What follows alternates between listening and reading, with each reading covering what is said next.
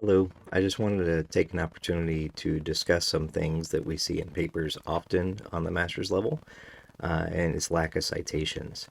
You may notice sometimes your professor might, or your instructor might put in a comment saying, make sure you're citing this information.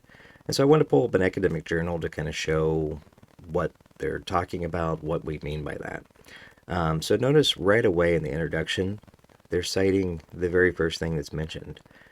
It's not their information. It is somebody else's information. Somebody else's research has defined what this means. They're not taking credit. They're not the authority in what's happening here. They're making sure they're citing that. And note, they're even citing all the way through. Every time they introduce a new subject, they're citing it. In the introduction part, they're not really trying to analyze the information. They're just exposing what the evidence is as for why they're doing the research they're doing. I highlighted this area specifically because I have seen, instead of using a citation of the first name and the last name, or the first name et al., they're saying things like the first name and colleagues. The only time that the first name and colleagues should be listed in here is if we have multiple sources with the same first author, but different secondary authors, or if they have like other papers. So that would be the only time we would say and colleagues, because it would be multiple papers we're citing, but then we'd be citing those multiple papers. So just something to keep an eye on. Don't use that as a way of kind of describing. You want to make sure you're citing the actual authors in the paper. Even as they go into the paper, note they're still citing. Here they're discussing some of the differences and some of the things that they've noticed that might be contradictory. They're citing where the sources come from, so that way they can understand, help the reader understand where they're getting that information. Um, Here they're introducing new assessment tools, and they're citing where the assessment tool came from.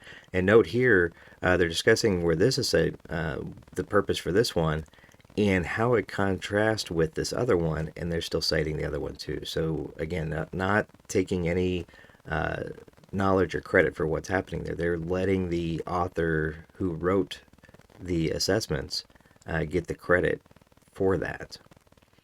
And same here, like they're talking about the measures they're using. They're citing why they're using that, like what that actually reviews. Same with this one. They're reviewing what does this assessment tool actually review in the literature. I highlighted this section in a different color so I can kind of talk about it a little. This is more about the reliability and validity. Note in here they cite multiple times. Every time they introduce a new concept in the reliability and validity of their assessments, they're citing where they got that information from. They're not, again, assuming that anybody knows. They're not taking credit for anything.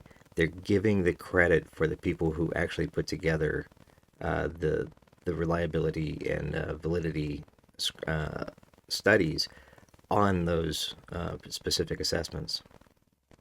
Even in the results section, note they're citing. So this is after they've done the research and they're producing their information.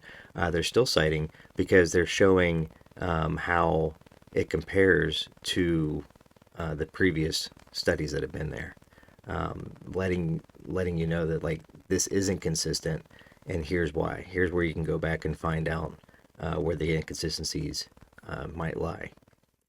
Even in their discussion, again, citations, when they're introducing the ideas that might be confirmed of previous studies, or maybe they're different findings than what the previous study showed, they're still citing those.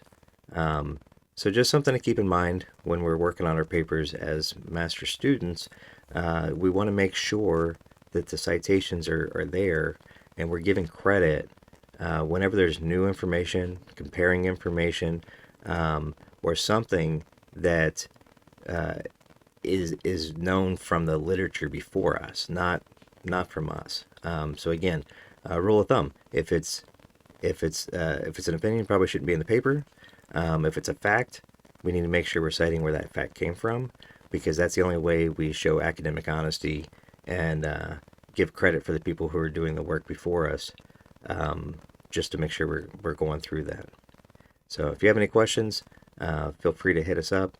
But I just wanted to give you a brief understanding of why you might see so many comments in your papers that say make sure you're citing this.